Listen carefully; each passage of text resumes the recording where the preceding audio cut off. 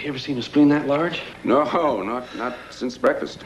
He's got lots of names. My name is Igor Stravinsky. Hi there, I'm Harry S. Truman. I'm Don Corleone. Lots of charm. Can I borrow your towel for a sec? My car just hit a water buffalo. And lots of nerve. Lay back and enjoy. What in the heck is the matter with you? Chevy Chase is Fletch. Are you serious? Rated PG. Starts Friday at select theaters. Hello, everyone, and welcome back to the Not Content Podcast. My name is Jerome, and tonight we are going to be discussing another movie from 1985. This week we will be discussing Fletch. As always, please leave a 4 or 5-star review on Apple and Spotify to get those algorithms going. Please like and subscribe on YouTube. Click the bell icon to receive notifications. Brian is my co-host, and Brian and I kind of disagreed last week on Goonies, and we're going to have a slight disagreement on Fletch as well. Look, I will acknowledge that this movie is not perfect. I think it is very messy, like so many 1980s movies are. Again, I always believe that you have to assume that all 1980s movies are fueled by cocaine, this one being no different. I think in so many ways this comes across like a bit of a knockoff of Beverly Hills Cop, and we can get into the how and why in just a few minutes. But Brian did not like this movie very much, and we'll get into the why.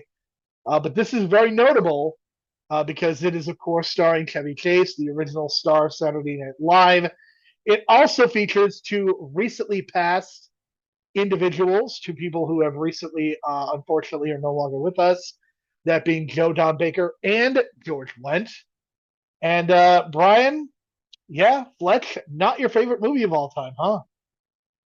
Okay, I don't know what it is, but this script is written in a very peculiar way where I can tell that, like, Chevy Chase is the only one doing a comedy movie and everyone else is in a detective movie.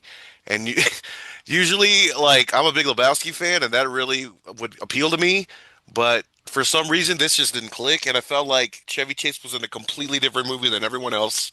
It's one of those situations for me, and I don't know. Like, everything he's saying, I get it. It's like everything is a one-liner, and everything he's saying is like a reverse of your expectation, and that's what a comedy line's supposed to be written as.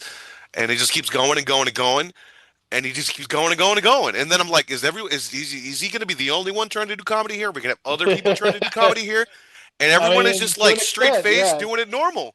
And I'm just like, oh, this is bad. This is like, I don't know what's going on here. And I'm just kind of going along with it, like hoping it's going to get like funny. And it just never got like funny to me. I think I laughed like one time. I was marking out for the Lakers stuff because I'm an old school Laker fan like that. But sure, you know, Kareem Abdul-Jabbar in a cameo, really cool. But maybe not Chevy Chase in blackface. Not good. Not good. Somehow Kareem was on camera with him, and I don't know. I don't know. Very strange. It was a different time, 40 years ago, man. Different times. I don't know. I like this as a neo-noir. I don't think that this movie is perfect, but I think that there are some very funny elements. I think Chevy Chase, as the comedic foil to everything that's going on, I think is pretty funny.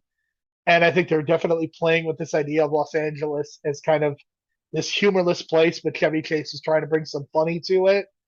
And I think this is just a case of, you know, Chevy Chase is a white hot actor at this point, and that's why you create this movie for him. It is specifically designed to get him over as a comedic force. And if you look at everybody else in this movie, they're playing it straight.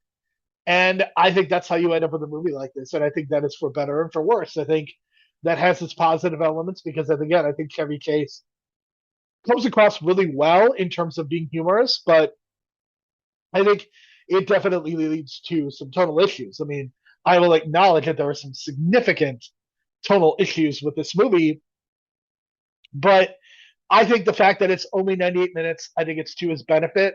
If this is a movie that is over like an hour and 45 minutes, like last week I was talking about that as being a primary issue with the Goonies, I think it would be a major issue here. But I think it actually works out. There's the fact that this movie is relatively short, and I think it's decently well paced. I think the first half of the movie is also much funnier than the second half. But I mean, the thing about this movie is that it made $59 million on an $8 million budget, so it's really easy to see, like with a movie that has this low of a budget, pretty easy to make its money back. And yeah, I think it kind of works. Again, I don't I know it's not perfect, but I think in keeping with a lot of the movies of this time, these funnier cop movies. Again, Beverly Hills Cop to me is what this feels like. Like it feels like this movie is kind of a ripoff of Beverly Hills Cop in so many ways. But again, this is designed to get Chevy Chase over as a comedic actor, and I think it works. So for me, it feels like there was just so many things that were off about the tone that it made me think, why him be goofy? Why not everyone else be goofy around him? You know what I'm saying? Like, go with it. Just all the characters go with it except just him. And I was just kind of like, wow, like this is like so like tonally like just so off for me. And it's really rare for me to do that with a comedy because I feel like sometimes if everyone's trying, I'll kind of get into it and laugh a lot along with it. And I just didn't laugh along.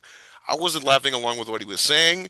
And then I think the only part I laughed at was the physical comedy with the corpse, right? When he's looking down at the Right. cadaver.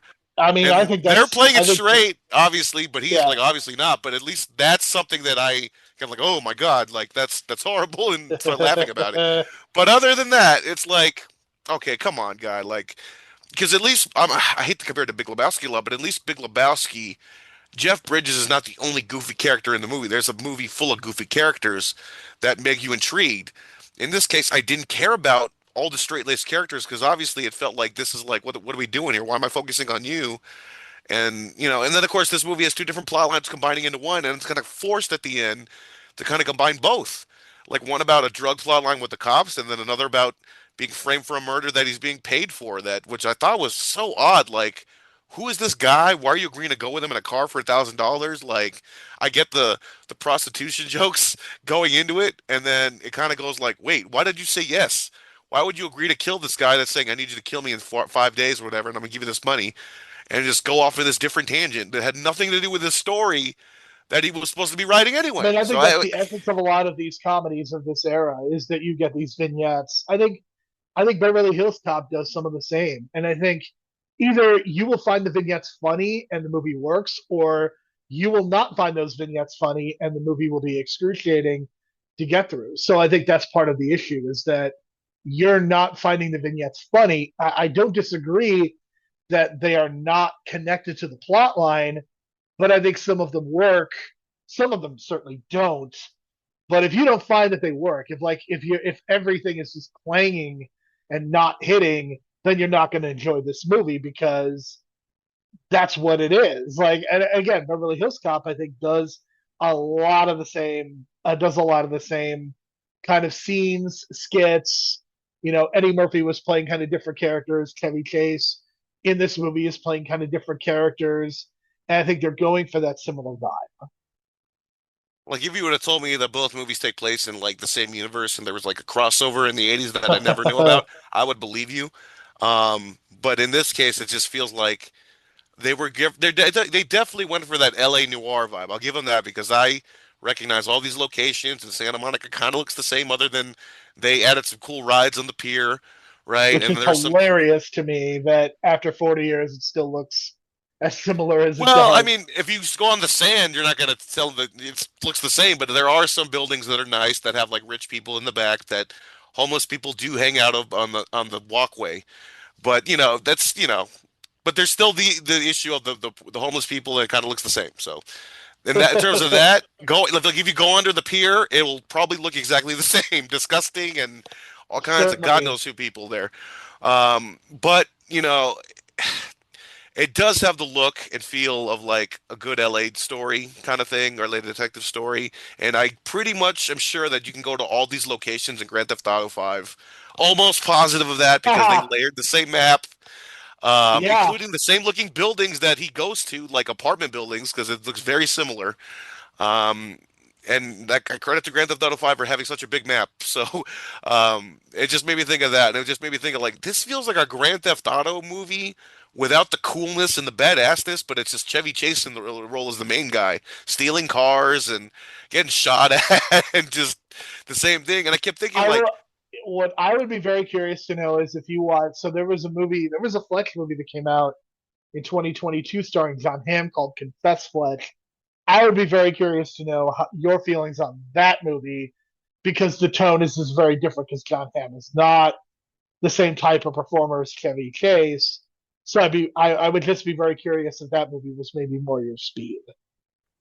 well, I'm kind of curious as well because for some reason, I don't know why, but Fletch 1 and 2 are not available on streaming as of right now. They probably were last year at some point or You can whatever. rent them. This isn't Yeah, like but for some reason, Cocoon. I can't find anywhere. we'll get to that in Fletch a I can second. rent. Yeah, we'll get to that. Yes. But Amazon Prime, I guess, has the rights to it because they streamed it originally, correct? I don't know. I had to That's purchase my assumption because I don't think it was released in theaters. I don't remember any promotional stuff Confess for it. Confess Fletch was released on VOD. It was released not in theaters. You are correct, but it was released Okay, on VOD, so it and feels people like an were annoyed Amazon because Prime it's very thing. good. Yeah, so I'm kind I of mean, worried that. its box office is Oh $656,000 my God, on a budget of $20 million. So not great. that's an Amazon type move to do. But because I mention Amazon because it seems like whenever they take over a property, they kind of distance themselves from the original property to make it different. So it Yep. probably is different, but not in the tonal way I'm hoping, and hopefully everyone is on the joke and they Yeah, just got to go along with it. unfortunately. Kevin Smith at one point had a script for a Fletch 3 called Fletch Lives that never went anywhere, and probably thank God for that because I love Kevin Smith still, but him in this character, I Jason Lee was cannot supposed to be imagine. Fletch, which could have Oh been my interesting. God.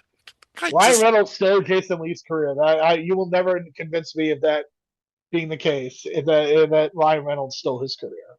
oh my God. Oh boy. But yeah, so do you want to let's talk about Cocoon really quick because this is where we can talk about it. But I had mentioned to Jerome that Cocoon is a really hard movie to find, and the fact that I found it in like a movie lot on a Facebook Marketplace listing, and then paid $40 for the lot, sold the movie for 100, and everything else was just Yeah, profit, I did obviously. not realize this was such a hard movie to find because Yeah, and it's it's not very like popular, but it's not Ron Howard's fault. It's not like Steve Gutenberg's fault. It's like a rights thing. And I guess they had the rights up until 2010 when the Blu-ray was produced, because that's when the Blu-ray came out.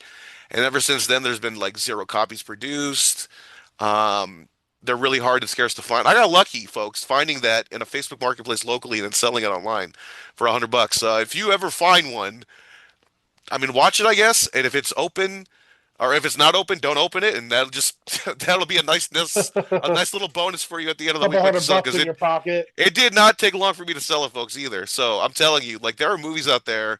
Dogma was on that list, but Dogma's getting redistributed now, so that's not going to be on the list anymore. But there are lists of movies that are like this, and Cocoon is one of them. But that left us with Fletch. But I'm not like splitting hairs or anything. I'm just kind of just showing you folks that there are certain movies out there that are worth your time and money to like look for and resell or add them to your collection because they are valuable. But maybe one day we'll tackle Cocoon 1 and 2 because I think I've mentioned before that Brian Dennehy is probably one of my more favorite underrated actors of previous generations, so to speak, and he knocks it out of the park in that one in terms of sci-fi. So, but yeah, in terms of Fletch, I'm kind of at a 5 out of 10. Um, I don't know if I had to choose between this and Harlem Nights, I think I got to go with Harlem Nights, which I know is so strange to say, but man, I think I would have had a better. I think I had a better time watching Harlem Nights than this. That's so weird. Like I enjoyed this movie. I'm at a 7 out of 10. I think this movie is very funny at times. Again, acknowledging the flaws, but I mean this was my jam, and it's so fascinating that we've disagreed. Maybe we will agree on next week's movie because next week we are going to be discussing our very first Clint Eastwood movie. If you can believe it, we have never discussed a Clint Eastwood movie. We are rectifying that next week. We are going to be discussing 1985's Pale Rider, just as Clint Eastwood allegedly is going into pre production on another movie at 95 years old. We're knocking on wood, right? We're knocking on wood. I mean, boy, are we. But at least at least Fletch had a tie-in with George Wendt, and we got to mention that as well. And Co- Joe Don Baker. And Joe and Joe Don Don Baker. Baker. But I think the funny thing with George Wendt is that he's playing a character named Sam, and when I heard that, I just Hilarious. laughed and had a smile on my face, and I knew what they were doing. And I was like, oh, so this is going to be a kind of a smart comedy. And then he wasn't even that funny. He just sat there, which is fine because that's what he does in Cheers. So I found that funny as well. But Yes. his whole plot line just kind of went nowhere. And he was kind of a waste. And talking about waste, my goodness. Gina Davis is in this movie, folks. And she's not the love interest. And it's set up perfectly because it seems like she can stand his bullshit because obviously Yes. they've been working together for a while, but he just chooses the rich woman that he just met. And what does that tell you, folks? What does that tell you? Should have played the long game. Gina Davis would have been better for that. That's all I'm going to say. I know, and they would have better. Man, if she was like in the movie involved as her like as like cohorts, whatever detectives together or not. Well, see, that's the thing. You think he's a detective in this movie? He's not. He's a writer. So it's just He is a he's doing these writer. he's doing detective things when he's supposed to be just Right. doing journalistic Yes. things, and it's Yes. crossing various lines that you're not supposed to cross as a journalist unless you're in a movie. So Yep. Unless you're Jake Tapper, but we're not going to get into that. All right. For Brian, I'm Jerome. Thank you so much. We will talk to you again next week.